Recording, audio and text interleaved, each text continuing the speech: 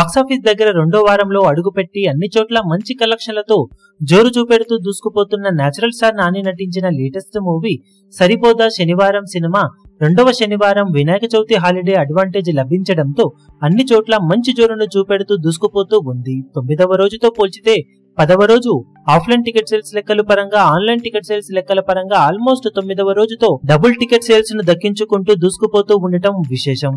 అవలీలగా present trend ను బట్టి చూస్తూ ఉంటే 10వ రోజు సినిమా కోటికి పైగానే షేర్ ను తెలుగు రాష్ట్రాల్లో సొంతం చేసుకునే ఛాన్సెస్ కనిపిస్తూ ఉండగా అన్ని చోట్ల ఆఫ్లైన్ టికెట్ సేల్స్ లెక్కలు కనుక బాగుంటే 1.2 కోట్ల దాకా షేర్ ను సినిమా సాధించే ఛాన్సెస్ ఎంతైనా ఉన్నాయి. ఇక వరల్డ్ వైడ్ గా కూడా 10వ రోజున మంచి జోరును చూపెడుతూ ఉన్న నేపథ్యంలో 1.5 కోట్ల నుండి 1.6 కోట్ల రేంజ్ దాకా షేర్ ను సినిమా సాధించే అవకాశం ఎంతైనా ఉందని చెప్పవచ్చు.